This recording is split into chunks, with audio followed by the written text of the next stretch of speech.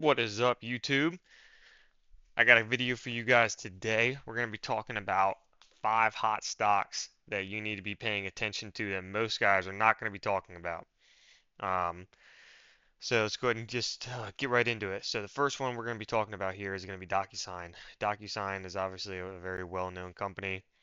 They do e-signatures. They do um, very good. Now, this thing has recently gotten beaten down, and as you can see, we've got the chart marked up here a little bit.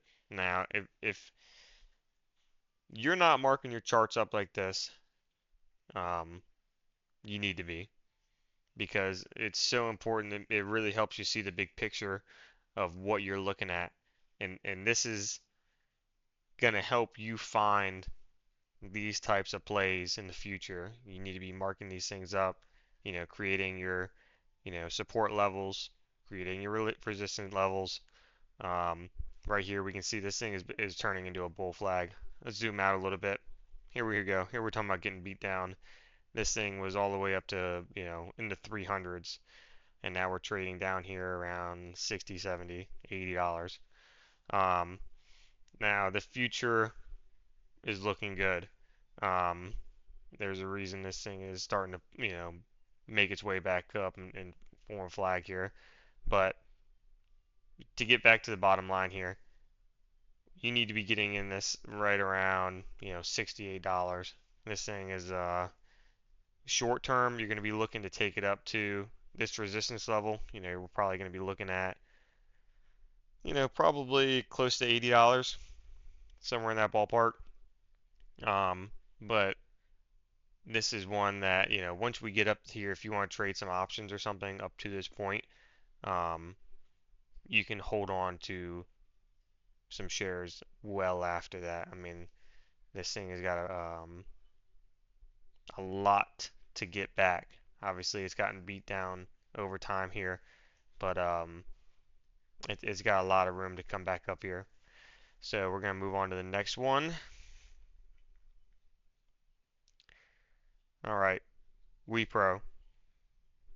Again, this is one that's going to be a little bit longer term play.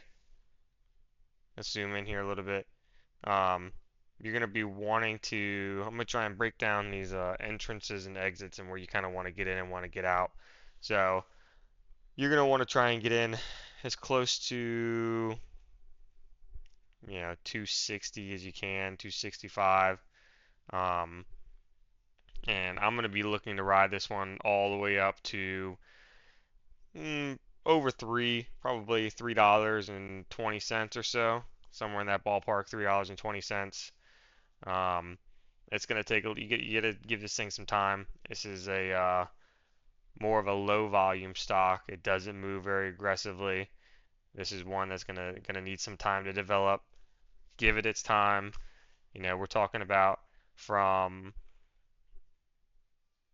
down this level up here to 320. We're talking about 25% gain.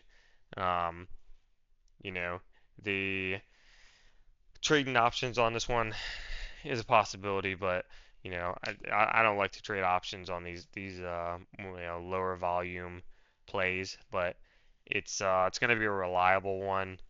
Um, it's definitely gonna pay out here. So this is going to be one. Again, this is kind of these are smaller stocks that most of these guys you're not going to hear them talking about. But if you want one that's really gonna get you in there and get paid out 25%, no problem. This is going to be one of them. So let's move on here. We're going to go over to Lowe's. Lowe's, obviously everyone knows what Lowe's is. Lowe's and Home Depot, they actually move, pretty similarly. If we're looking at the chart right here, if we go up to Home Depot, you can see it's almost a mirror. Um, I tend to trade Lowe's more often than Home Depot, but I just like to play better. Um, you're going to be wanting to get in. So on Home Depot, or I'm sorry, on Lowe's here, my entrance point is going to be anywhere from 230 to 220 in that range. That's kind of the range we're going to be playing in here.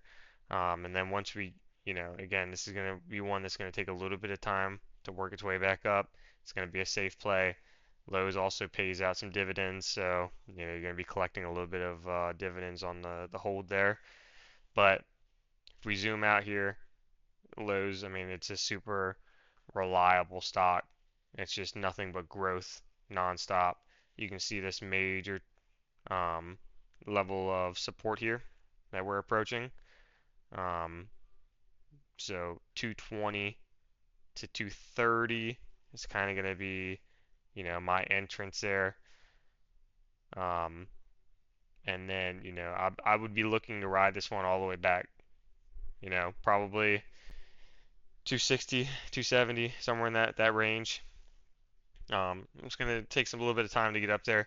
This one I would, if you're looking to get some options in here, we're going to be looking for some options that are, you can give yourself some time, put them out, you know, mid 26, and ride those. You're gonna buy yourself a little bit of time, get a good delta on it. You always want to try and aim for a delta that's 70 to 80, somewhere in that range, if not higher.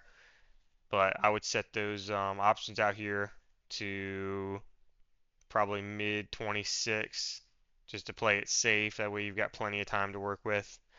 So let's go ahead and move on to the next one. Like I said, I got 5 for you guys today. Um, let's go to Procter and Gamble. Procter and Gamble is approaching this major trend line here. Um, this is going to be our 200 EMA, our moving average here. As you can see, it's got a pretty reliable trend every time it comes down here. I mean, Procter and Gamble is obviously very well known. You can look at it over the years. Great growth stock. Um, Anywhere in the ballpark right now is honestly the time to be buying it. Um, a lot of people like to be buying it when it's going up, but you know, a lot of people say not to pick bottoms, but I pick bottoms, and it does really well. So I'd be looking to get in anywhere from, mm, you know, around 145, 147. If it ends up pulling back a little bit more, it's great. Um, but I wouldn't expect it to give up too much more at this point. And then, of course, we're going to be riding this one for a while. I wouldn't be scared to hold on to this one and ride it out for another 6 months. Bring us all the way back up here to these highs. So let's go ahead and move on to our last stock we got here. This is another smaller stock you're not going to hear a lot of guys talking about. SBAC, it's a communications company. They own and lease towers to all of your big companies like T-Mobile, Verizon, AT&T. They're a huge player in that. So obviously they're not going anywhere. We zoom in here a little bit on the daily chart. We can see this major line of support here. Um, I would want to be getting in around 185 if possible. Anytime we get down in here like the 185 range, I'm going to be loading up and we're going to be riding this one back up here to, 220, 230, 240. You got to kind of decide where you want to get out. I've got my levels that I like to get in and out at. Um, but even if we were going to take this from 186 to 220, that's 18%. Keep riding it back up to last highs, and we're 30% gains. So this is a good one. Again, it's not one that you're going to see all over the headlines. You're not going to see a lot of guys talking about it. It's another slower play, but these are reliable plays that are going to pay out. You got to have patience. If you're trading options, you're going to want to buy yourself some time. From that low to the high, that was 111 days. And let's see, from low over here to this high, we'll scoot back here a little bit up to this high. We're talking 115 days, somewhere in that range. So, you can't rush these plays.